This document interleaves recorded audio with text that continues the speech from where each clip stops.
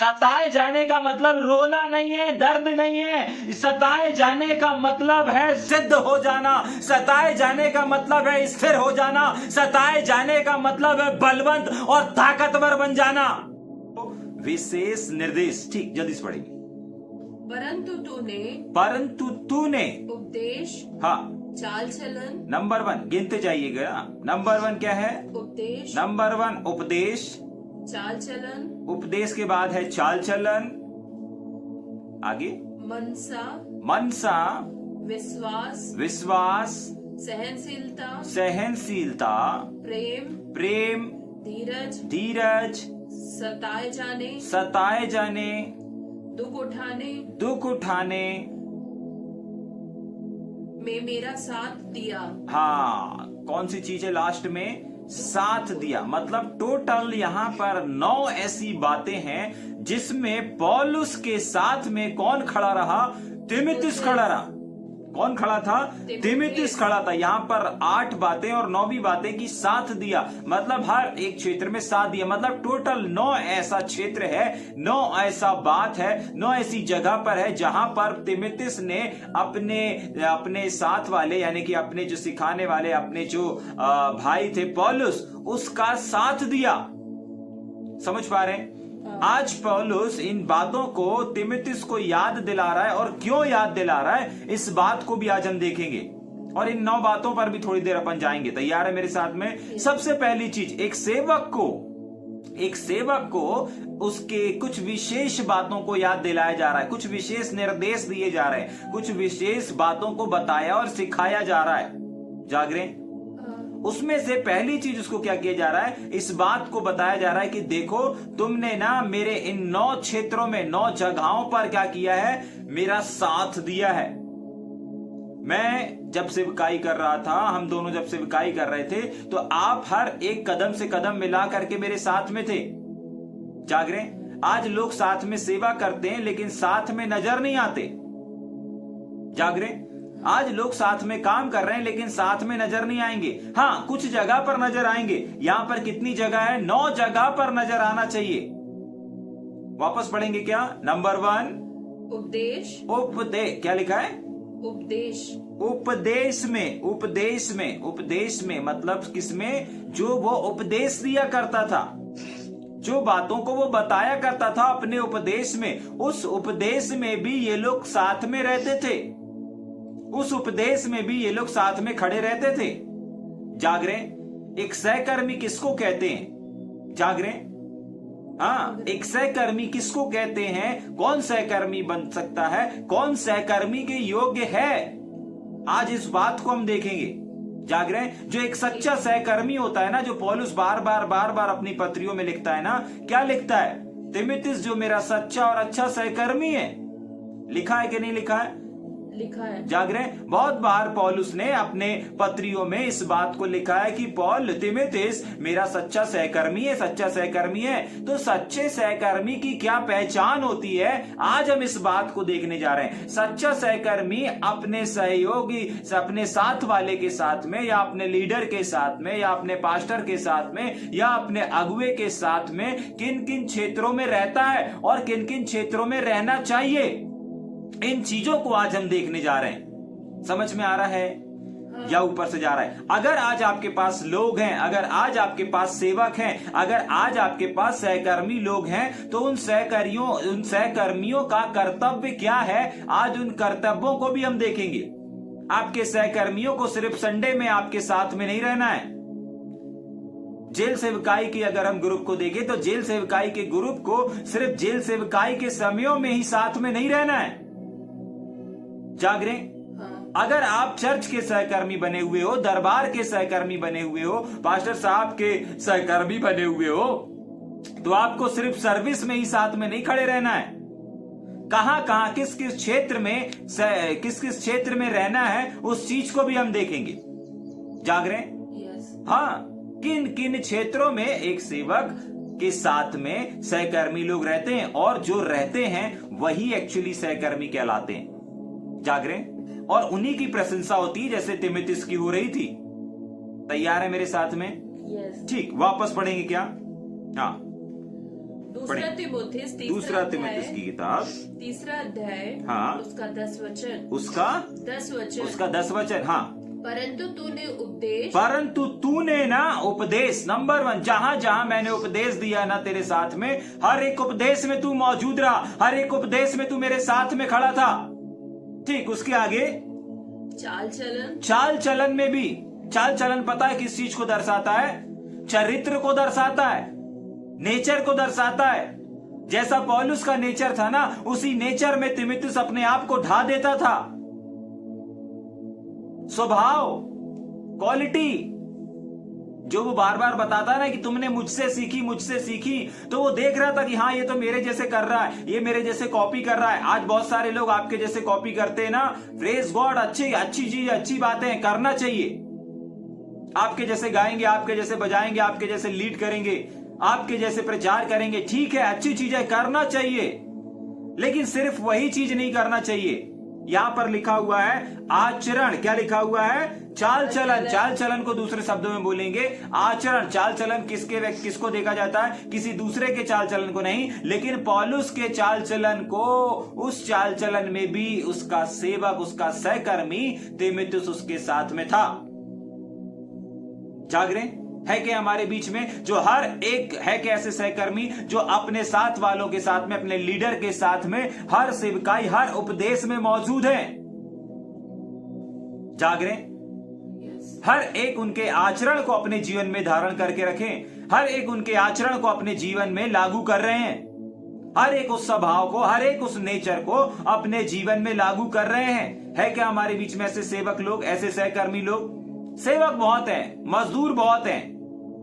यीशु मसीह के टाइम पे भी बहुत मजदूर थे, बहुत सेवक थे, लेकिन समस्या मजदूरों की नहीं है, समस्या है कि यीशु मसीह के जैसे की समस्या है।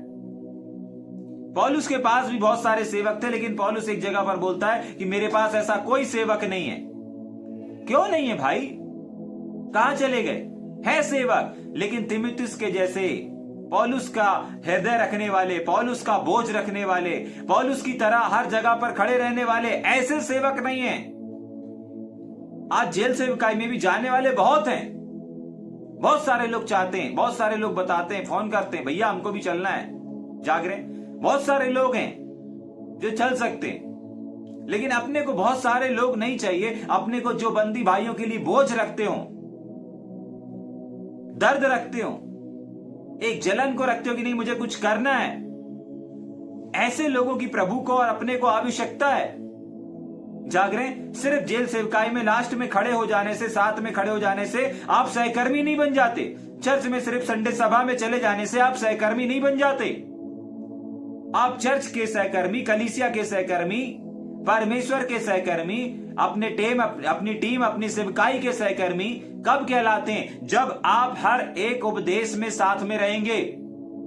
हर एक उपदेश का मतलब है हर एक सभा में साथ में रहेंगे। आज बहुत सारे लोग अपने से जुड़े हैं, लेकिन अपने उपदेशों को नहीं सुनते। अपने द्वारा जो बाइबल अध्ययन चल रहा है इसको नहीं सुनते। जाग रहे, कारण क्या है? हाँ, दूसरे लोग सुनते हैं, हजारों लोग मैसेज करते हैं, जाग रहे, फोन करते हैं, भैया बाइबल अध्ययन के द्वारा हमारे जीवन में बदलाव आ रहा, हमारे घर में बदलाव आ रहा, हम लोग रोज सुबह टीवी में चालू कर देते हैं। ऐसी गवाहियां आ रही हैं, लेकिन ऐसी गवाहियां हमारे अपने साथ के लोगों के साथ भी आनी चाहिए। जाग रहे, लोग कहां कहां से, हरियाणा से, उत्तर प्रदेश से, झारखंड से, उड़ीसा से, अभी कुछ दिन पहले आया था अरुणाचल प्रदेश से, ऐसे अलग अलग जगहों से गवाहियां आ रही हैं। लोग सुन रहे हैं, लोग आशीषित हो रहे हैं। जाग रहे, लेकिन समस्या लोगों को आशीष होने की नहीं है। समस्या यह है कि आज अपने सहकर्मी क्यों आशीषित नहीं हो रहे? क्यों वो आज इस बाइबल अध्ययन में नहीं है? क्यों वो बाइबल अध्ययन को नहीं सुनते हैं? जाग रहे, हाँ, क्योंकि वो सहकर्मियों की लिस्ट में नहीं आते। वो सहकर्मियों की लिस्ट में नहीं आते, वो सहकर्मियों की लिस्ट से दूर है। क्योंकि परमेश्वर का वचन कहता है कि देख तीमुथियुस, तू ना मेरे हर एक उपदेश में मेरे साथ में रहा। अभी इस उपदेश में क्यों नहीं है? अभी इस उपदेश में, इस सभा में, इस मीटिंग में क्यों नहीं है? जाग रहे, और मीटिंगों के लिए समय, इस मीटिंग के लिए समय क्यों नहीं है? इस सेवकाई के लिए क्यों समय नहीं है? लोगों तक सुसमाचार पहुंचाने के लिए क्यों समय नहीं है? जाग रहे, ऐसा नहीं है कि इस सभा से लोग आशीषित नहीं हो रहे हैं, बहुत आयत से हो रहे हैं, बहुत गवाहियां आ रही हैं, मेरे पास मैसेज आ रहे हैं, फोन आ रहे हैं, नंबर ले रहे हैं, जाग रहे हैं। Yes. हाँ, लेकिन समस्या यह है कि सहकर्मी कहां है?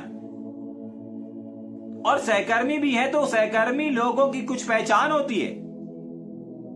सहकर्मियों की कुछ पहचान होती है कि वो अपने साथ वालों के साथ में, अपने लीडर के साथ में हर एक उपदेशों में खड़े रहते हैं। दूसरा, हमने देखा कि हर एक आचरण को धारण करते हैं।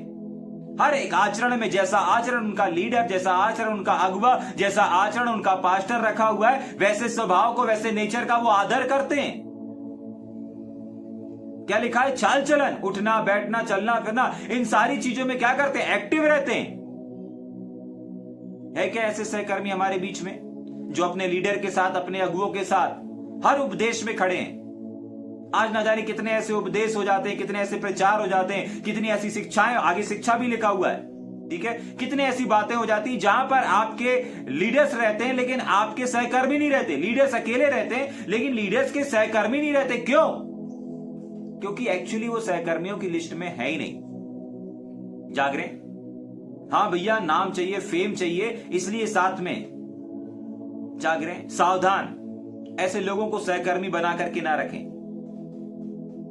ठीक, आगे पढ़ेंगे सहकर्मी किसको कहते हैं। ठीक, चाल चलन की दो चीजों को देखा। पहला, हर एक उपदेश में। दूसरा, हर एक चाल चलन में। तीसरा, हर मनसा में। मनसा में। मनसा किसको बोलते हैं? मतलब एक व्यक्ति, एक लीडर के मन में जो मनसा है, लोगों को बचाने की, लोगों को सिखाने की, लोगों के लिए कुछ करने के लिए, लोगों तक पहुंचने के लिए, एक जेल सेवकाई में नहीं, 2 जेल सेवकाई, 3 से अलग अलग बातों में, अलग अलग क्षेत्रों में काम करने की, इस मनसा में वो खड़े नहीं है क्या कोई ऐसे मनसा रखने वाले? जाग रहे? अगर पास्टर जी की मनसा है कि नहीं बहुत सारे यूथ तैयार हों, अगर पास्टर साहब की मनसा है कि हमारा चर्च ग्रो करे, बढ़े, फैले, ऐसी मनसा रखने वाले हैं क्या हमारे बीच में? अगर आपके लीडर जो भी मनसा को रखें, क्या उसी मनसा पर साथ देने वाले, उसी मनसा को आगे बढ़ाने वाले, उसी मनसा के साथ साथ चलने वाले है क्या कोई? पौलुस, बाइबल कहती है, पौलुस बता रहा है, तीमुथियुस तू वही है, हर एक उपदेश में साथ में था, मेरे चाल चलन में मेरे साथ में था, हर जगह, हर समय। और तीसरी चीज हम देख रहे हैं, मेरी मनसा मतलब जो मेरी कामना थी, मेरी इच्छा थी, ओ मेरी मनसा थी, उस मनसा में भी तू मेरे साथ में था।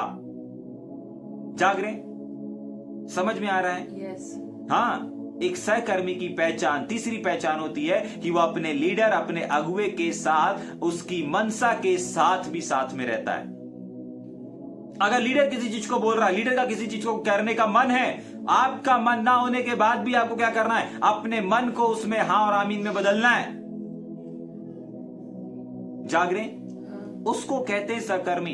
अगर आप किसी टीम का, किसी चर्च के सहकर्मी के रूप में बनना चाहते हैं ना, तो कुछ सहकर्मियों की यहां पहचान लिखी हुई है। और तीसरी पहचान मैंने देखा, मनसा को भी जान जाते हैं। आपको मालूम है जो सहकर्मी रहता है ना, वो किसकी मनसा को जान सकता है? परमेश्वर की तो जान ही सकता है, लेकिन साथ ही साथ वो अपने लीडर की मनसा क्या है वो जान पाएगा। वो क्या चाहता है जान पाएगा, वो क्या सोच रहा है वो समझ पाएगा, उसके बोलने से पहले वो बता पाएगा। क्यों? क्योंकि वो सहकर्मी है। उसकी मनसा में भी वो क्या है? शामिल है। उसकी मनसा में भी क्या है? वो खड़ा हुआ है। आज लोग मनसा तो छोड़िए, उपदेश में नहीं है, उपदेश तो छोड़िए, चाल चलन में भी नहीं है। चाल चलन का मतलब होता है स्वभाव। उनके स्वभाव में आगे बढ़ना, नहीं बढ़ रहे, तभी के लिए वो सहकर्मियों की लिस्ट से दूर है।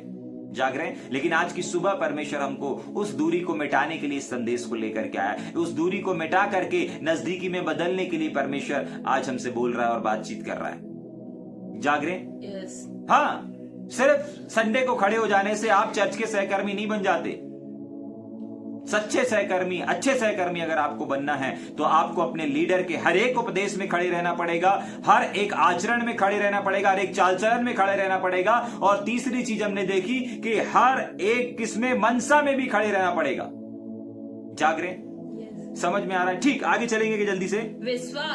विश्वास में भी, जैसे आपके लीडर का, जैसे आपके पास्टर का, जैसे आपके अगुवे का विश्वास है, नहीं एक दिन ऐसा होगा आपको भी उस मनसा में, आपको भी उस विश्वास में खड़े हो जाना है।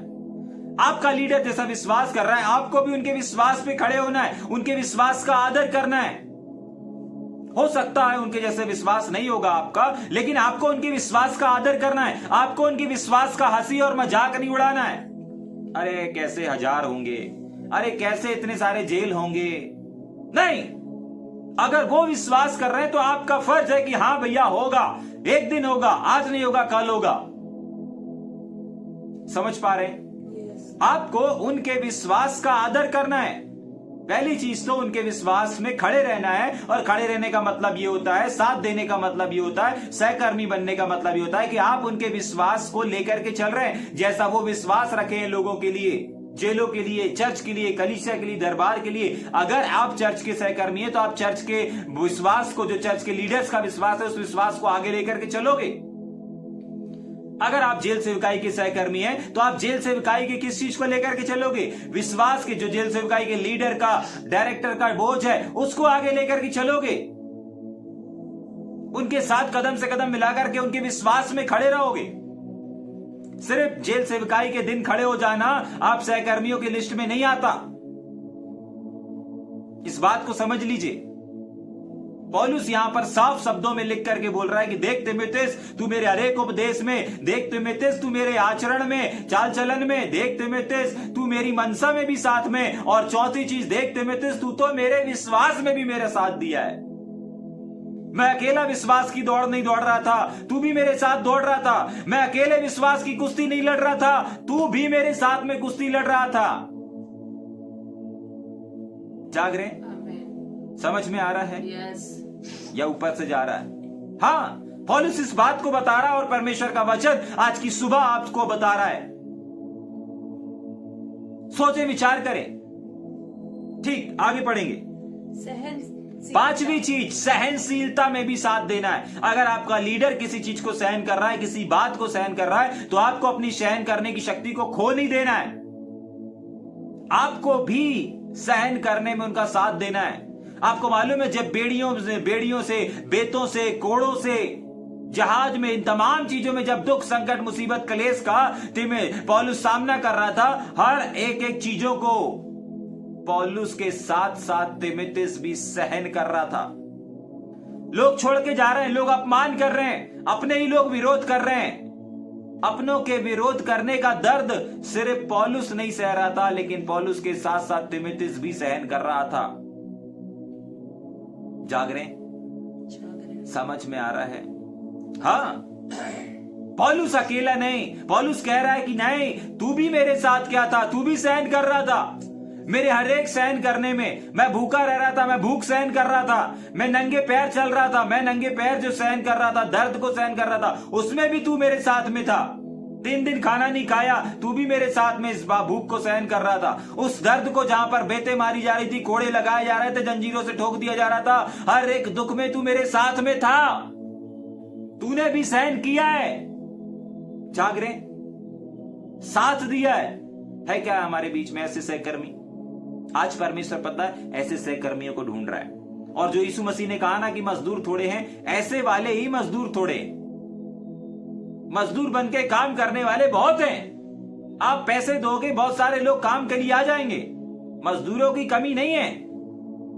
लेकिन उस काम को खुद का समझ करके काम करने वाले लोग नहीं हैं। जाग रहे हैं? आज आप लोग जाते होंगे ना, लेबर चौक जाते होंगे, जहां पर लेबर लोग मिलती हैं, जहां पर मजदूर लोग मिलते हैं। मजदूर मिल जाते हैं, आपका काम कर देंगे, लेकिन कोई भी ऐसा नहीं मिलेगा जो अपना खुद का समझ करके कर रहा हो।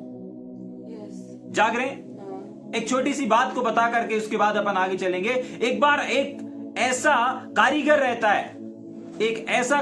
रहता है जो एक से, उससे कुछ भी बोलो डिजाइन करने के लिए, वो उस डिजाइन को इतना खूबसूरती से बनाता है कि लोग उसकी कारीगरी की तारीफ करते करते थकते नहीं हैं। और वो डिजाइनर जो रहता है, वो एक महल का, मकान का, घर का डिजाइनर रहता है। हर एक छोटी छोटी चीजों को वो क्या करता है? डिजाइन करता है। कैसे न्यू डालने से लेकर के, कैसे डेवलप करने से लेकर के, कैसे डिजाइन करने से लेके, कैसे फर्नीचर से लेकर के, अलमारी से लेकर के, कांच से लेकर के, तिजोरी से लेकर के, बेड से लेकर के, हर एक न्यू से लेकर के पूरे डेकोरेट तक का वो एक डिजाइनर रहता है, और बहुत फेमस डिजाइनर रहता है। एक ऐसे डिजाइनर जिसने अपनी जिंदगी में बहुत बड़े बड़े महल बनाए हैं, व्हाइट हाउस जैसे बंगले बनाए हैं, बड़ी बड़ी यादगार इमारतें बनाई हैं, फर्नीचर्स बनाए हैं, अलमारियां बनाई हैं, घर के अंदर जो जो वस्तुएं पाई जाती हैं डेकोरेट की, वो सारी चीजें उसी ने बनाई हैं। लेकिन वो किसी के अंडर में काम करता है, किसी के अधीन में काम करता है। जाग रहे? और आपको मालूम है एक दिन ऐसा होता है कि उसका जो मालिक रहता है वो उसको एक बहुत बड़ा टेंडर देता है कि तुमको एक और महल बनाना है, शुरुआत से लेकर के पूरा उसका डेकोरेट होते तक। और जब वो उस टेंडर को लेता है कारीगर पूरी जवानी गुजार दी, आप बुढ़ापा आ गया है, उस टेंडर को वो ले लेता है और बोलता है कि सर ये मेरा आखिरी टेंडर है, इसके बाद मैं किसी घर को नहीं बनाऊंगा, इसके बाद मैं किसी महल को डेकोरेट नहीं करूंगा। जाग रहे? वो ले लेता है इस चीज को और उसका मालिक अभी कुछ नहीं बोलता, हां या ना।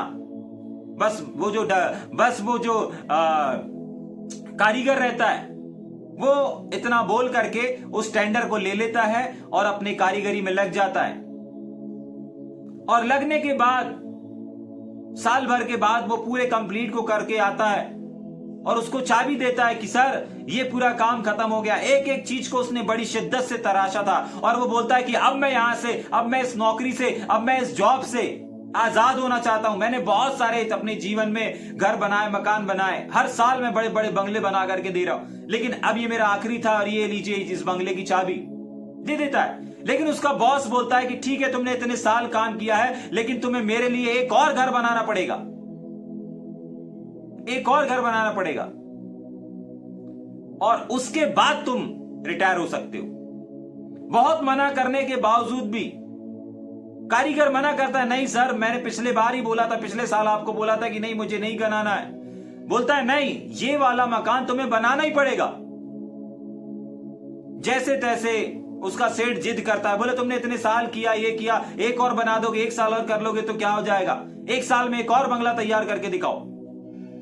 जैसे तैसे वो इस चीज के लिए हाँ बोलता है और उसका बॉस भी बोलता है हाँ बस ये तुम्हारा रिटायर है, इसके बाद अब तुम्हें कोई काम नहीं दिया जाएगा। आपको मालूम है वो कारीगर क्या करता है? क्योंकि उसका मन नहीं है, पिछले साल ही उसका मन खराब हो गया था कि नहीं अब मेरा बहुत हो गया, लेकिन उसके बॉस ने उसकी नहीं सुना। आपको मालूम है एक साल बाद जब वो कारीगर उस घर को बना करके आता है, पता है उसका जो घर बना रहता है, लास्ट वाला जो घर, उसके पूरे जीवन काल में उसने जितने भी घर, जितने भी मकान बनाए, सबसे गंदा घर बनाता है। और साल भर के पहले ही कंप्लीट करके वो आ जाता है।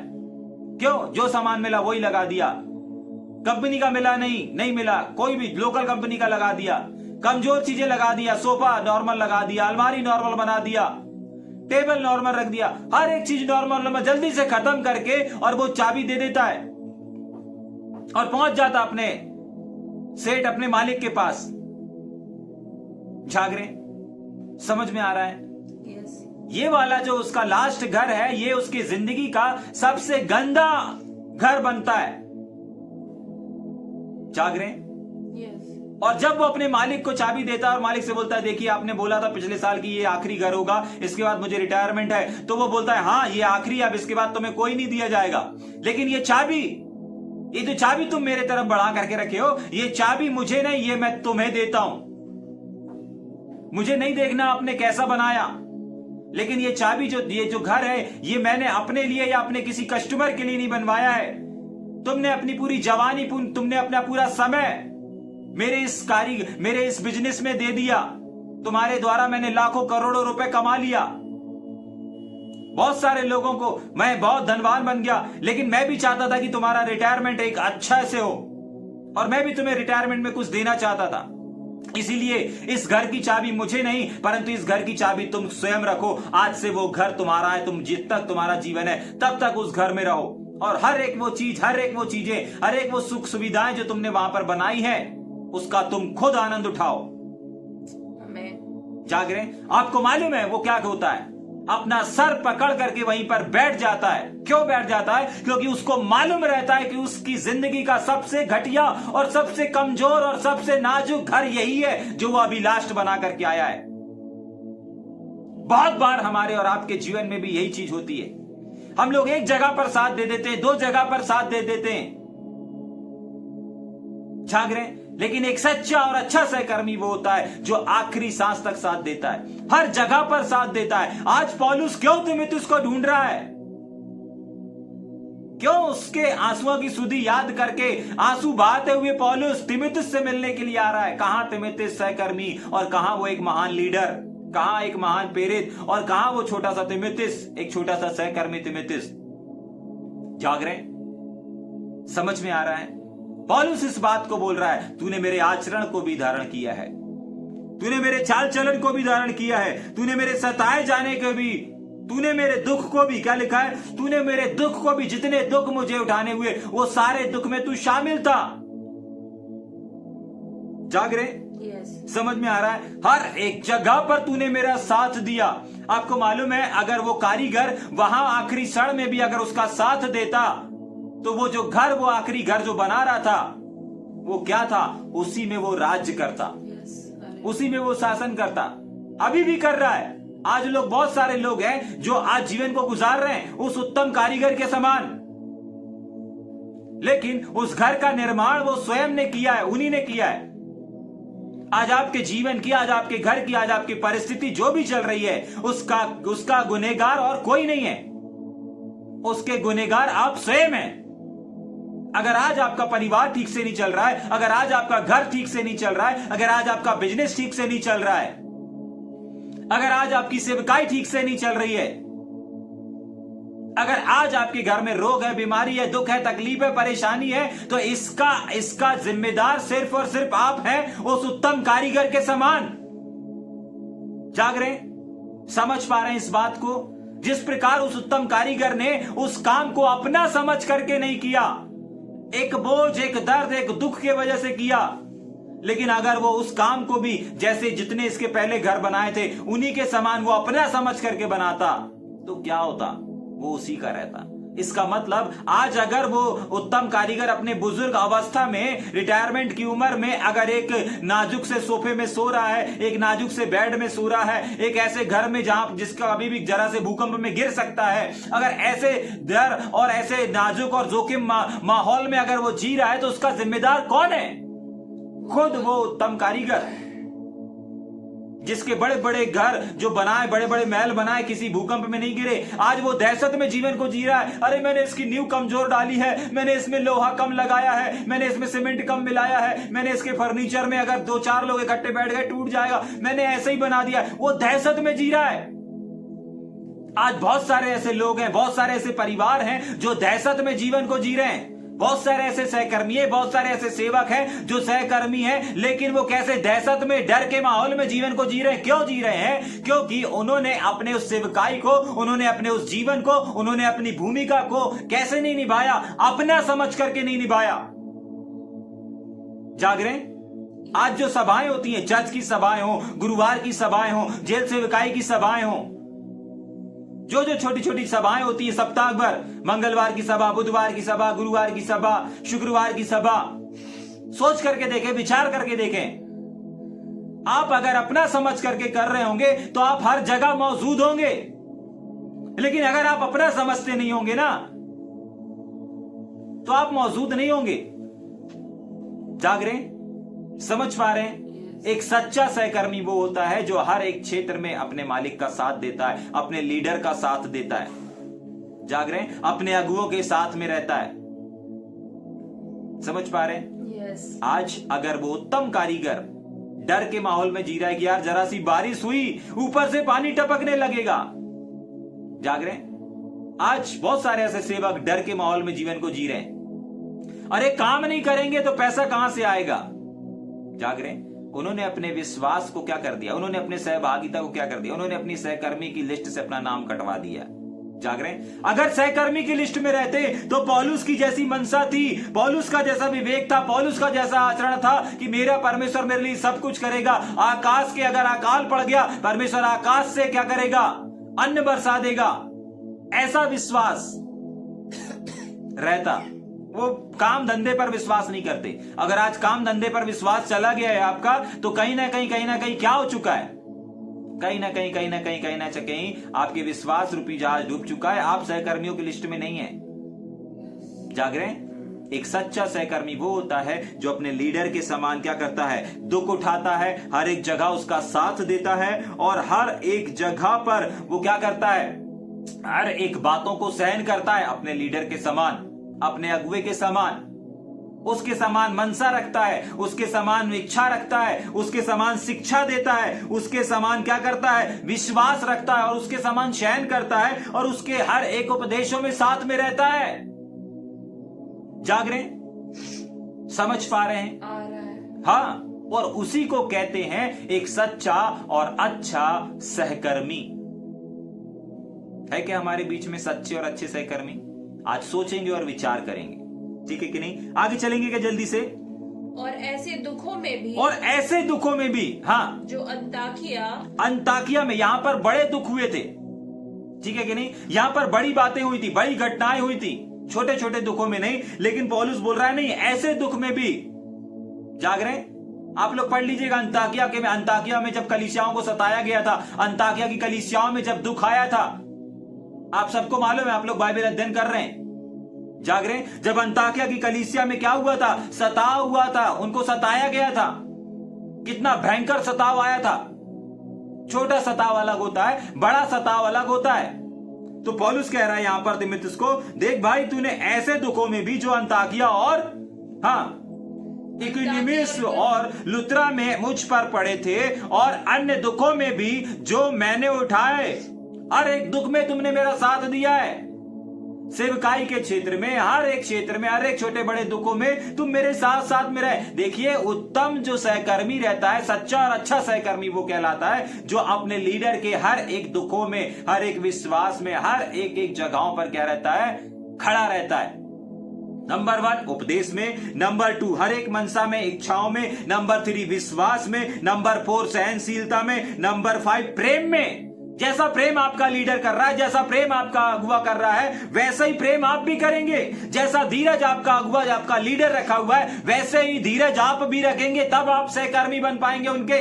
अगर आप उनके समान प्रेम नहीं रख रहे हैं, अगर आप उनके समान धीरज नहीं रख रहे हैं, अगर आप उनके समान सताए जाने के लिए उनके लिए तैयार नहीं है, उनके जैसे तैयार नहीं है, उस दुख को फेस करने के लिए सह नहीं रहे, धीरज नहीं रख रहे हैं, लोगों से उनके समान प्रेम नहीं कर रहे हैं, आप उनके सहकर्मी नहीं हैं। किसी को किसी का सहकर्मी बोलना इतना आसान नहीं है।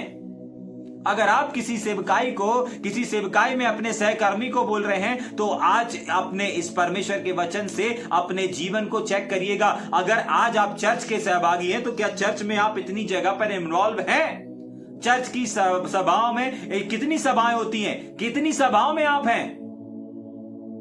जाग रहे हैं? जेल सेवकाई के ग्रुप की कितनी सभाएं हो रही हैं? जेल सेवकाई के कितने काम हैं? क्या उन कामों में आप हैं? उन कामों में आपका योगदान है? जेल सेवकाई के लिए कुछ चीजों को खरीदा जाता है, क्या उन चीजों में आपका योगदान है? क्या आप उसमें भाग बने हुए हैं? सोचे विचार करें। अगर नहीं, तो आपका नाम अभी जेल सेवकाई के सहकर्मियों की लिस्ट में नहीं आ रहा है। आप जेल सेवकाई के सहकर्मी नहीं बन सकते। जेल सेवकाई की जो टीम है, उसके आप सहकर्मी नहीं हैं। क्यों? क्योंकि सहकर्मियों की कुछ पहचान होती है। जाग रहे? समझ में आ रहा है? चर्च के सहकर्मी आप नहीं कहला सकते, क्योंकि चर्च के सहकर्मियों की कुछ पहचान होती है। आप पास्टर के सहकर्मी नहीं कहला सकते, क्योंकि पास्टर के सहकर्मियों की कुछ पहचान होती है। पास्टर के जो सहकर्मी रहते हैं, पास्टर के हर एक उपदेश में, हर एक मनसा में, हर एक विश्वास में, हर एक सहनशीलता में, पास्टर के जैसे प्रेम में, पास्टर के जैसे धीरज रखने में, और पास्टर के जैसे दुख उठाने में, सहन करने में, हर एक चीज क्षेत्र में क्या करते हैं? साथ देते हैं। और जो इन तमाम 9 बातों में साथ देता है ना, वो कहलाता है एक सच्चा और अच्छा सहकर्मी। चाहे वो चर्च का सहकर्मी हो, चाहे वो जेल सेवकाई का सहकर्मी हो, चाहे वो किसी टीम का सहकर्मी क्यों ना हो। जाग रहे? समझ में आ रहा है या ऊपर से जा रहा है? ठीक, आगे चलेंगे क्या? हाँ, और अन्य दुखों पर जितने मसीह यीशु में भक्ति के साथ जीवन बिताना चाहते हैं, हमने कहां तक देखा था, अनेक दुख में जो मैंने उठाए हैं परंतु प्रभु यीशु मसीह ने उन सब से छुड़ा लिया। क्या कर लिया? पौलुस इस बात को बता रहा है कि देख ऐसे ऐसे दुख भी जो अलग अलग कलीसियाओं में हुआ, उसके बाद बोलता है तूने मेरा साथ दिया जितने दुख मैंने उठाए, और उसके बाद लिखा हुआ है परंतु प्रभु यीशु मसीह ने हमें उन दुख से छुड़ाया। जाग रहे हैं? देखिए, दुख अगर आपके जीवन में आ रहा है, तकलीफ आपके जीवन में आ रही है, बीमारी आपके जीवन में आ रही है, समस्या आपके जीवन में आ रही है, इसीलिए नहीं आ रही कि वो आपके घर पे राज्य करे, आपके सेवकाई में राज्य करे, आपके जीवन में राज्य करे, लेकिन जिन चीजों में आज आप पढ़ चुके हैं उन चीजों से परमेश्वर का वचन कहता है छुड़ाने के लिए भी परमेश्वर की सामर्थ आपके पास आ रही है। जाग रहे हैं? और पता है ऐसा करने से होगा क्या?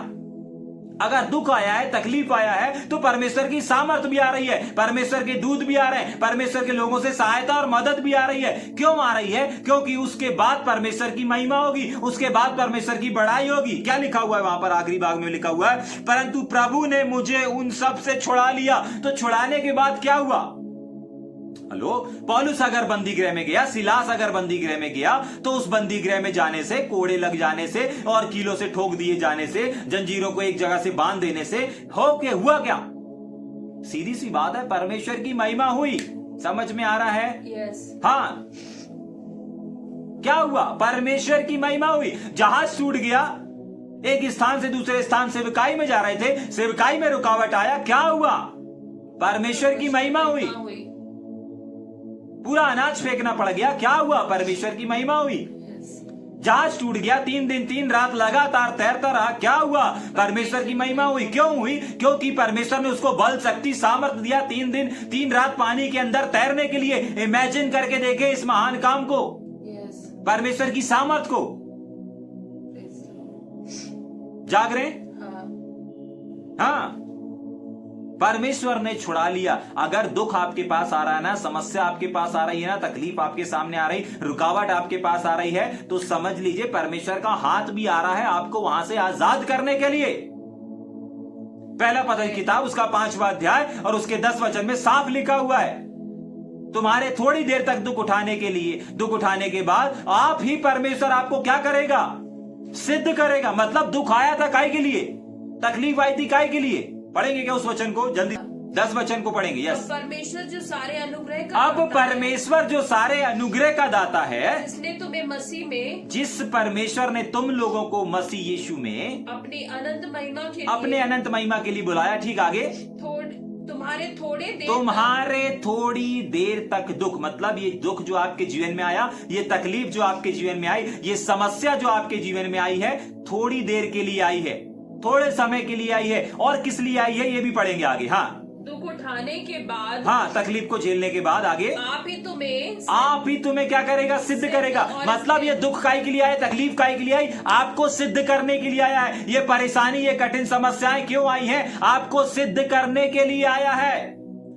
समझ पा रहे हैं? ये जो दर्द आप झेल रहे हैं, ये जो तकलीफ आप झेल रहे हैं, ये किस लिए? आपकी सिद्धता के लिए, आपको सिद्ध बनाने के लिए आ गया है। आप इसको हल्के में नहीं ले सकते। इस दर्द को, इस तकलीफ को, इस बीमारी को, इस संकट को, इस परेशानी को, इस सताव को, इस वेदना को आप हल्के में नहीं ले सकते। ये आपके जीवन में आज इसलिए चल रहा है, ये आपके परिवार में इसलिए चल रहा है ताकि आपको सिद्ध करे। और क्या करे? सिद्ध के बाद क्या लिखा हुआ है? सिद्ध के बाद मसीह में स्थिर करे, संसार में नहीं। अभी आप क्या कर रहे हैं? बहुत बार मसीह में होने के साथ साथ संसार में भी चले जाते हैं, लेकिन दुख क्या करेगा? आपको मसीह यीशु में स्थिर करेगा। ठीक, और क्या करेगा? और बलवंत करेगा। बलवंत कौन करेगा? परमेश्वर नहीं करेगा, परंतु लिखा हुआ है जो दुख आया है, इस दुख को उठाने के बाद परमेश्वर करेगा। मतलब ये दुख, ये तकलीफ, ये परेशानी आपको सिद्ध करती है, आपको स्थिर करती है। और क्या करती है? स्थिर के बाद क्या लिखा हुआ है? बलवंत करती, मतलब आपको ताकतवर बनाती है। आपको मालूम है आपके जीवन में ये जो दुख आया है, ये आपको एक ताकतवर इंसान बनाने के लिए आया है, एक बलवान इंसान बनाने के लिए आया है। दुख आपको मिटाने के लिए नहीं आया। दुख आपको मिटा नहीं सकता, दुख आपको हरा नहीं सकता, लेकिन दुख आपको सिद्ध कर सकता है, दुख आपको स्थिर कर सकता है, दुख आपको बलवंत कर सकता है प्रभु यीशु मसीह में। जाग रहे हैं? समझ में आ रहा है या ऊपर से जा रहा है? इसीलिए परमेश्वर का वचन आगे कुछ कहता है, पढ़ेंगे। पर हाँ। जितने मसीह यीशु में भक्ति के साथ जीवन हाँ, बिताना जितने चाहते हैं, लोग अब मसीह यीशु में भक्ति के साथ जीवन को बिताना चाहते वे हैं, सब सताए जाएंगे। वे सब क्या किए जाएंगे? सताए सताए जाने का मतलब रोना नहीं है, दर्द नहीं है। सताए जाने का मतलब है सिद्ध हो जाना। सताए जाने का मतलब है स्थिर हो जाना। सताए जाने का मतलब है बलवंत और ताकतवर बन जाना। समझ में आ रहा है? यस। दुख उठाना मतलब रोना नहीं। बहुत बार लोग इस वचन को पढ़ करके सेवकाई छोड़ देते हैं, सेवकाई से भाग जाते हैं। अरे भैया बहुत सताना पड़ेगा, अरे सताव का सामना करना पड़ेगा भैया, अरे बहुत दुख को उठाना पड़ेगा भैया, बहुत बेइज्जती सहनी पड़ेगी। नहीं, ये ऐसा नहीं लिखा हुआ है। ऐसा लिखा हुआ है कि जितने भक्ति के साथ जीवन बिताना चाहते हैं वे सब सताए जाएंगे। तो इस सताव का मतलब है सिद्धता, इस सताव का मतलब है स्थिरता, इस सताव का मतलब क्या है? बलवंत ताकतवर बन जाना। आमीन। समझ में आ रहा है यस। या ऊपर से जा रहा है? ठीक, आगे पढ़ेंगे क्या? परंतु दुष्ट और बहकाने वाले और धोखा दुष्ट देते हुए- बहकाने वाले, हाँ, धोखा देते हुए धोखा देते हुए और धोखा खाते हुए और धोखा खाते हुए बिगड़ते चले जाएंगे। बिखरते बिगड़ते नाश होते हुए चले जाएंगे। आप अलग अलग वर्जन में पढ़ेंगे कौन लोग नाश होते हुए चले जाएंगे? जो आपको बहका रहे हैं गलत चीजों में, गलत बातों में। बहुत बार यूथ में भी कुछ यूथ ऐसे रहते हैं जो एक दूसरे को क्या करते हैं? बहकाते हैं। चर्च कलीसियाओं में अगर आप देखेंगे तो पास्टर के प्रति बहकाएंगे। स्कूल में बच्चे एक दूसरे को दोस्त के प्रति, इस दोस्त को दूसरे दोस्त के विरोध में बहका देंगे। महिलाएं लोग, एक महिला दूसरी महिला के विरोध में बहका देगी। जाग रहे? बच्चे बहकाते हैं, महिलाएं बहकाती, जवान बहकाते हैं। जाग रहे? हर एक क्षेत्र में ये बहकाने वाले लोग हैं और बहकाने वाली सिचुएशन को हम देख सकते हैं। जाग रहे? लेकिन क्या हश्र होगा ऐसे बहकाने वाले लोगों का? अगर आज आप किसी दोस्त को किसी दोस्त के विरोध में बहका रहे हैं, किसी बहन दूसरी बहन के विरोध में बहका रही है, चर्च के लोग चर्च के पास्टर के विरोध में बहका रहे हैं, उनका अंजाम क्या होगा? उनका हर्ष क्या होगा? लिखा है वहीं पर, पढ़ेंगे ना आगे। पर तू बहकाते हैं, बहकाते हैं, धोखा देते हैं, बहकाते हैं, धोखा देते हैं और क्या करते हैं? चले जाएंगे। वे लोग जो ऐसा काम कर रहे हैं वे लोग दिन प्रतिदिन ऊंचाई पे नहीं जाएंगे, लेकिन बिगड़ते चले जाएंगे, मिटते चले जाएंगे। उनका सामर्थ्य घटता चला जाएगा, उनके वरदान समाप्त होते चले जाएंगे, घटते मिटते, और एक दिन उनका नामो निशान इस संसार से, मसीह संसार से, और उनके मरने के बाद इस संसार से, इस पूरी दुनिया से भी समाप्त हो जाएगा। कुछ ऐसे लोग हैं ना जिनको लोग याद ही नहीं करते, और कुछ ऐसे लोग हैं ना जिनको लोग भूल ही नहीं पाते, है कि नहीं? आप भी, आपके जीवन में भी कोई ना कोई ऐसे लोग होंगे, कुछ ना कुछ ऐसे लोग होंगे जिनको आप याद नहीं करना चाहते, लेकिन कुछ लोग ऐसे जरूर होंगे जिनको आप भूल ही नहीं पाते। जाग रहे? आज सवाल यह है कि आप कौन सी श्रेणी में आते हैं? जाग रहे? लोग आपको याद करते हैं या फिर आपको याद ही नहीं करते? जाग रहे? लोग आपको याद करते हैं या फिर लोग आपको याद ही नहीं करते? समझ में आ रहा है? हाँ, कौन सी यादें छोड़ करके जा रहे हैं, कौन सी यादें बना करके जा रहे हैं? आपको मालूम है, आज हमारा जीवन को जीना यही कल की यादें होंगी। आज हम जो लोगों से बात कर रहे हैं, आज हम लोगों से जो व्यवहार कर रहे हैं, आज जो हम लोगों से तिमुथियुस का क्या हो रहा है यहाँ पर? तिमुथियुस ने जो अपने बीते पिछले दिनों में किया, पिछले दिनों में जो सेवकाइयों को दिया, उस सेवकाइयों को देख करके, महसूस करके पौलुस खिंचा चला आया। जाग रहे? है क्या कोई ऐसे लोग, क्या है क्या ऐसे कोई सहकर्मी? अगर आप दूर हो गए हैं, अगर आप पीछे हट रहे हैं, है क्या आपके ऐसे लीडर जो आपके पास चले आ रहे हैं? अगर नहीं आ रहे हैं तो सबसे पहले अपने जीवन को चेक करें। क्यों आपके लीडर आपके पास नहीं आ रहे हैं? क्योंकि कहीं ना कहीं आपने सहकर्मी का काम नहीं किया, सहकर्मी की जो भूमिका है उस भूमिका को नहीं निभाया। जाग रहे? अगर आप किसी कारण सेवकाई से दूर हो गए हैं, किसी रुकावट से रुक गए हैं, और अगर लीडर्स आपके पास नहीं आ रहे हैं, तो लीडरों की गड़बड़ी नहीं है। गड़बड़ी है कि आपने एक सहकर्मी की भूमिका को नहीं निभाया उनके साथ सेवकाई करते समय। सोचे विचार करें, अगर आपके लीडर आपके पास नहीं आ रहे हैं, आपके दुखों में नहीं आ रहे हैं, आपके तकलीफों में नहीं आ रहे हैं, आप उनसे दूर हो गए तो नहीं आ रहे हैं। जाग रहे? इसका मतलब लीडर्स बुरे नहीं है। इसका मतलब यह है कि आपने अपने जीवन में सहकर्मी की तरह कार्य ही नहीं किया। सहकर्मी की तरह आपने अपने योगदान को नहीं निभाया, आपने अपने योगदान को नहीं दिया। एक सहकर्मी के समान आपने अपनी भूमिका को नहीं निभाया। एक सहकर्मी के समान आपने सेवकाई में योगदान को नहीं दिया। जाग रहे? समझ में आ रहा है या ऊपर से जा रहा है? हाँ, लोग आपको कुछ भी समझे, परमेश्वर आपको अच्छा समझेगा। जाग रहे? हाँ, क्योंकि आप वचन के अनुसार कर रहे हैं। यहां पर पौलुस को अच्छा क्यों समझा जा रहा है? क्योंकि पौलुस इनके जीवन में, इनके साथ जो सेवकाई में इसने काम किया ना, उनको याद करते हुए प्रेम की डोरी से खिंच चला जा रहा है। वो सहकर्मी की डोरी से खिंच के चला आ रहा है।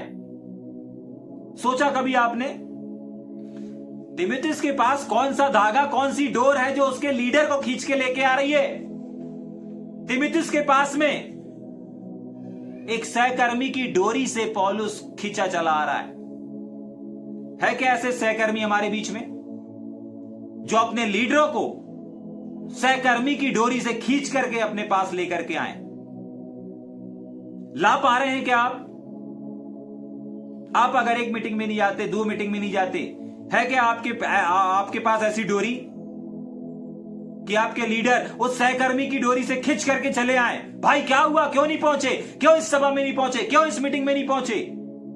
है क्या ऐसी सहकर्मी की डोरी आपके पास कि आपके लीडरों को, आपके पास्टरों को आपके घर तक खींच कर लेके आ जाए, आपके व्यवसाय, आपके बिजनेस तक खींच कर, आप जहां कहीं पे भी हैं वहां पर खींच करके लेकर के आ जाए? निभाए क्या हमने ऐसे सहकर्मी की भूमिका? आज की सुबह सोचें और विचार करें। जाग रहे? हर एक सहकर्मी के पास ये सहकर्मी की डोरी होनी चाहिए जो उनके लीडरों को उनके पास में खींच करके लेकर के आ जाए। आपको मालूम है तीमुथियुस जिसका हम अध्ययन कर रहे हैं, इसके पास इसने अपने जीवन काल में सहकर्मी की एक ऐसी भूमिका को निभाया, ऐसी भूमिका को निभाया जिसकी मिसाल, जिसका उदाहरण और जिसके जीवन से आज हम सीख रहे हैं कि एक सहकर्मी को कैसा होना चाहिए। और ये वो सहकर्मी की डोर है जिस डोर से लीडर खींचे आते हैं, अगुवे खींचे आते हैं, पास्टर खींचे हुए आते हैं। एक दिन एक सभा में अगर आप नहीं गए, सहकर्मी की डोर में वो ताकत होती है कि आपके अगुओं को आपके घर में आकर के बिठाल दे, ला करके। जाग रहे? लेकिन बड़े दुख की बात है कि आज इस डोरी के ऊपर लोग ध्यान नहीं देते, इस सहकर्मी की डोरी पर लोग काम नहीं करते, इस सहकर्मी के जीवन को लोग समझते नहीं, इस सहकर्मी के अध्ययन को लोग करते नहीं हैं। आज सेवकों की, सहायकों की जरूरत नहीं है सेवकाई में। पौलुस के पास बहुत सारे सेवक हैं, पौलुस के पास बहुत सारे लीडर हैं, बहुत सारे लोग हैं जो सेवा बता देगा पौलुस ना, बोल देगा कि ये काम करना है, वो लोग करेंगे। लेकिन पौलुस को काम करने वालों की आवश्यकता नहीं है। हाँ, पौलुस को सेवकों की आवश्यकता नहीं है, पौलुस को सहायक लोगों की आवश्यकता नहीं है, पौलुस को आवश्यकता है तो सहकर्मी की। और सहकर्मी वो होता है जो आज हमने परमेश्वर के वचन से देखा। सहकर्मी के पास में सहकर्मी की डोरी होती है और वो डोरी लीडरों को आपके पास खींच करके लेके आ जाती है, जैसे पौलुस को तीमुथियुस के पास खींच करके लेके आ गई। तीमुथियुस ने इनविटेशन नहीं भेजा, मेरे पास आओ, मुझे उत्साहित करो, मेरी खैर खबर तो ले लो, मैं घर परिवार में आ गया हूं, मेरे को खबर तो ले लो, कहीं जरूरत पड़े तो मुझे इस्तेमाल करो। ऐसा लेटर और ऐसी पत्री तीमुथियुस ने इशू नहीं करी। लेकिन तीमुथियुस ने सहकर्मी की डोरी को पकड़ करके रखा था। वो जब तक सेवा किया एक सहकर्मी बन के किया, और ये सहकर्मी की डोरी पौलुस को खींच करके लेके आ गई तीमुथियुस के पास में। जाग रहे हैं? है क्या हमारे बीच में ऐसे सहकर्मी सुन रहे हैं क्या आज मेरे को? जाग रहे हैं? सोचे, विचार करें। परमेश्वर का वचन आज आपसे बोल रहा है और बातचीत कर रहा है। जाग रहे? ठीक, आगे चलेंगे कि जल्दी से? हाँ, अरे बिगड़ते चले जाएंगे। उसके बाद लिखा हुआ है, पर तू उन बातों पर जो तूने सीखी हैं और विश्वास किया है, यह जानकर दृढ़ बना रहे कि तूने उन्हें किन लोगों से सीखा है। जाग रहे हैं? आपको मालूम है, अगर आज कोई सहकर्मी या कोई ऐसा व्यक्ति, अगर कोई ऐसा विश्वासी भाई अगर किसी चीज में बना है ना, तो इसमें उसकी गलती नहीं है, लीडर की गलती नहीं है, क्योंकि लीडर तो सही है। गलती पता है किसकी है? जिसकी आपने सुन ली है। आज लोग सुनने के वजह से क्या हो जाते हैं, एक अच्छे लीडर को, एक अच्छे अगुवे को, एक अच्छे झुंड से दूर होते चले जाते हैं। पौलुस यहां सतर्क कर रहा है, तीमुथियुस किससे सीखा है भाई? किससे सुना है परमेश्वर के वचन को? आज जो काम तूने किया ना, आज जो सेवा तूने किया ना, तूने याद कर मुझी से तो सीखा है। जाग रहे? आज जो चीज आप कर रहे हो ना, वो चीज आपने किसी ना किसी से सीखी है। चाहे यूट्यूब के द्वारा सीखी हो, गलत संदेश को सुनने के द्वारा सीख ली हो, गलत व्यक्ति को सुनने के द्वारा सीख ली हो, गलत संगति में सीख ली हो, कहीं ना कहीं से सीखी है, तभी के लिए आज वो चीजें आपके जीवन में कायम है। अगर आज आपका विश्वास मरता चला जा रहा है, अगर आज आपके अंदर सेवकाई की भूख मरती चली जा रही है, सेवकाई का बोझ कम होता चला जा रहा है, आपने कहीं ना किसी नेगेटिव प्रचारक को सुन लिया है, किसी ना किसी गलत टीचिंग को सुन लिया है। जाग रहे? हाँ, तभी के लिए पौलुस कह रहा है यहां पर, तीमुथियुस तूने मुझसे सीखा है। जाग रहे? सुनना, सीखना, ये हमारे जीवन में, व्यक्तिगत आचरण में बहुत मायने रखता है। आपको मालूम है, अगर आप अपने चर्च के वचनों को नहीं सुन रहे हैं, चर्च का जो आपका पास्टर है, अगर आप पास्टर के संदेशों को नहीं सुन रहे हैं, इसका मतलब आप कभी भी अपने पास्टर के साथ सहकर्मी बनके खड़े नहीं हो पाएंगे। अगर आज आप जेल सेवकाई के जो लीडर हैं, जो डायरेक्टर हैं, उनके संदेशों को नहीं सुन रहे हैं, उनके बातों को नहीं सुन रहे हैं, इसका मतलब आप कभी भी जेल सेवकाई में एक सहकर्मी बन करके नहीं खड़े हो पाएंगे। क्यों? सुनना बहुत मायने रखता है। जाग रहे? सुनना बहुत इंपॉर्टेंट है। अगर आज आप, जो लोग मेरे से जुड़े हुए हैं, जो लोग ऑनलाइन सोशल मीडिया में, उनकी बात नहीं कर रहा हूं, लेकिन जो लोग हमसे जुड़े हुए हैं, हमारे टीम से जुड़े हुए हैं, अगर हमारे टीम का कोई भी व्यक्ति अगर इस बाइबल प्रतिदिन अध्ययन को नहीं सुन रहा है, नहीं डेली मनन कर रहा है, ध्यान रखिए, सावधान, आप सहकर्मियों की लिस्ट में नहीं आ रहे हैं और आप कभी जीवन में सेवकाई एक सहकर्मी बन भी नहीं पाएंगे। क्यों? क्योंकि आप सुन नहीं रहे हैं। और पौलुस यही चीज को बोल रहा है कि तीमुथियुस देख, तूने जो बातें मुझसे सीखी हैं, सुनी हैं, उसका विश्वास किया है। जब आप सुनेंगे ही नहीं तो विश्वास कहां से करेंगे? जाग रहे? आप सुनेंगे किसी और को तो विश्वास भी करेंगे किसी और का। जाग रहे? हाँ, जब आप सुनेंगे किसी और का तो विश्वास भी करेंगे किसी और का। आप चर्च में रहेंगे और चर्च के बाहर के किसी संदेश को सुनेंगे, जाग रहे? आप विश्वास भी करेंगे किसी और का। समझ पा रहे हैं? समझ में आ रहा है जी? या ऊपर से जा रहा है? विशेषकर सावधान, आप जिसके साथ में उनके संदेशों को जरूर सुने। जाग रहे?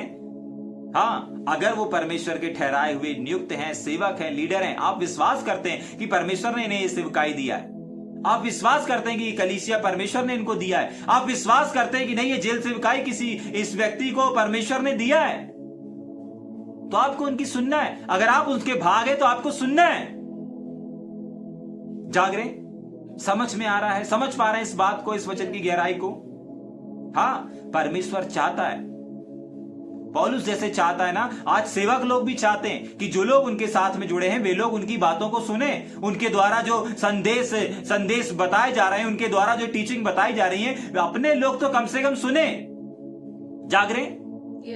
हाँ, अपने लोग तो सुने। उनके साथ अगर और लोग आशीषित होना चाहते हैं तो वो लोग हैं, वो उस लोग फ्री हैं, लेकिन कम से कम अपने लोग तो लगातार इस बाइबल अध्ययन को सुने, इन संदेशों को, इन आवाजों को सुने। क्यों? क्योंकि उनको सहकर्मी बन के काम करना है, और जो सुन रहा है उसके अंदर ऑटोमेटिक सहकर्मी का स्पिरिट काम करने लगेगा। वो ऑटोमेटिक बोलेंगे, भैया हम आपकी जेल सेवकाई में ये करना चाहते हैं, हम आपकी जेल सेवकाई में ये करना चाहते हैं, हम आपके पास साथ ये करना चाहते हैं, हम सहयोग देना। वो ऑटोमेटिक उनके अंदर बोझ आने लगेगा। जाग रहे हैं? क्योंकि वो सुन रहे हैं। समझ पा रहे हैं? जाग रहे हैं? हाँ, और जो नहीं सुनेगा ना, वो उसके अंदर विश्वास उत्पन्न होगा ही नहीं। क्या लिखा है? जो तूने मुझसे सुनी है और क्या किया है, देखा है, उसके आगे क्या कर? विश्वास किया है। मतलब सुनने से विश्वास आता है। आप अगर जेल सेवकाई के डायरेक्टर को नहीं सुनेंगे, जेल सेवकाई का बोझ कभी नहीं आ पाएगा। क्यों? क्योंकि यहां पर आप ग्रेस के संदेश को नहीं सुन रहे हैं, यहां पर आप आत्माओं को बचाने के संदेश को सुन रहे हैं। जाग रहे हैं? हाँ, आपको यहां पर यह बताया जाएगा, इस प्लेटफॉर्म पे आपको यह नहीं बताया जाएगा कि सब कुछ आपको मिल गया है। इस प्लेटफॉर्म में आपको यह बताया जाएगा कि आपको कीमत चुकाना पड़ेगा।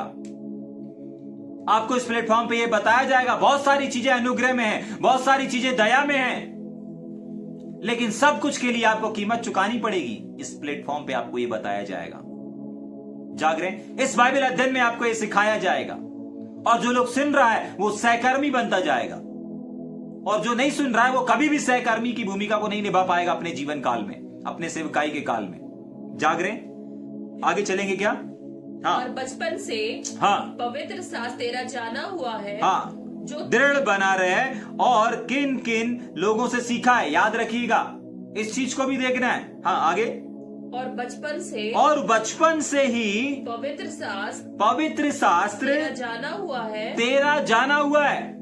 जाग रहे हैं? आज हो सकता है आपने बचपन से परमेश्वर के वचन को ना जाना हो, तीमुथियुस की तरह, लेकिन शुरुआत से आप याद करें कि आपको किसने वचन बताया था।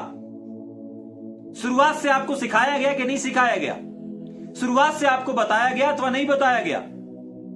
जाग रहे हैं? समझ में आ रहा है? वापस पढ़ेंगे क्या आगे? हाँ। और बचपन से पवित्र शास्त्र तेरा जाना हुआ है, पहचाना हुआ है, सिखाया गया, समझाया गया। ठीक, आगे। जो तुझे मसीह यीशु पर विश्वास करने से प्राप्त हुआ। आगे। प्राप्त करने के लिए हाँ, बुद्धिमान बना सकता है। आगे। संपूर्ण पवित्र शास्त्र, ध्यान से सुनेंगे, संपूर्ण पवित्र शास्त्र मतलब पुराने नियम से लेकर के नया नियम तक पूरा का पूरा बाइबल, पूरा का पूरा 66 किताबें। हाँ, आगे। परमेश्वर की प्रेरणा से, पवित्र आत्मा की, परमेश्वर की आत्मा की प्रेरणा से क्या किया गया है? रचा गया का मतलब होता है बनाया गया, लिखा गया है। हाँ, आगे। और उपदेश, और नंबर 1, हर एक जो उपदेश, जो अभी पौलुस कह रहा था ना कि मेरे हर एक उपदेश में तू साथ में था, तूने साथ दिया, तो यहां पर लिखा हुआ है वो उपदेश भी पौलुस का नहीं था, वो उपदेश भी परमेश्वर का था। परमेश्वर की प्रेरणा से निकल रहे थे वो उपदेश। ठीक, आगे। हर एक उपदेश और समझाने, हर एक उपदेश, उसके बाद लिखा हुआ है समझाने, उसके बाद सुधारने, और दूसरा सुधारने, और धार्मिकता की शिक्षा के लिए लाभदायक है। आपको मालूम है परमेश्वर का वचन यहाँ पर क्या कह रहा है कि पूरा का पूरा पवित्र शास्त्र जो लोग गड़बड़ है उनके लिए सुधारने के लिए है, जो लोग मसीह में बने उन्हें और मजबूत करने के लिए। मतलब परमेश्वर का वचन हर एक चीजों के लिए लाभदायक है। आप पाप में हैं तो भी आपके लिए फायदे के लिए है, आप पाप से दूर हो गए तो भी आपको सिद्ध बनाने के लिए है, आप कोई गलत काम नहीं कर रहे हैं उसके बाद भी आपको स्वर्ग ले जाने के लिए परमेश्वर का वचन है। आप जिस भी सिचुएशन में हो, जिस भी परिस्थिति का सामना कर रहे हो, जिन भी हालातों का सामना कर रहे हो, हर एक हालातों से बाहर निकालने के लिए और हर एक हालातों से आपको बेनिफिट देने के लिए परमेश्वर का वचन है। जाग रहे हैं? समझ पा रहे हैं इस चीज को? समझ पा रहे हैं इस बात को? ठीक, आगे चलेंगे जल्दी से। ताकि परमेश्वर का वचन, हाँ, परमेश्वर का जन सिद्ध बने, ताकि परमेश्वर का जन सिद्ध बन जाए और हर एक भले काम के लिए तत्पर हो जाए। आपको मालूम है ये सारी चीजें क्यों हो रही है? क्योंकि परमेश्वर की एक योजना है। परमेश्वर की योजना ये है कि मेरा हर एक भाई, हर एक बहन, हर एक बेटा, हर एक बेटी क्या हो जाए? सिद्ध बन जाए। पौलुस क्या चाह रहा है? सिद्ध बन जाए। परमेश्वर क्या चाह रहा है? सिद्ध बन जाए, सिद्ध बन जाए, सिद्ध बन जाए। आज की सुबह और प्रतिदिन बाइबल अध्ययन आप क्यों सुन रहे हैं? ताकि आप सिद्ध किए जाए, आप परमेश्वर के वचन को गहराई से जान पाए और इस गहराई में आप सिद्ध बन जाए। अगर आराधना करने वाले हैं तो आराधना में सिद्ध बन जाए, अगर आप एक प्रचारक हैं तो प्रचार करने के क्षेत्र में सिद्ध बन जाए। आप जिस भी सिचुएशन में हैं, जिन भी हालातों में हैं, जिन भी परिस्थितियों में हैं, आप क्यों परमेश्वर के वचन को सुन रहे हैं, समझ रहे हैं, और क्यों आपको बताया और सिखाया जा रहा है, क्यों इस यूट्यूब के द्वारा, क्यों इन ऑनलाइन के द्वारा, क्यों इन संदेशों के द्वारा, क्यों प्रतिदिन बाइबल अध्ययनों के द्वारा आप तक ये परमेश्वर का वचन पहुंच रहा है, और सिर्फ इसलिए पहुंच रहा है ताकि आप सिद्ध बन जाएं। जाग रहे?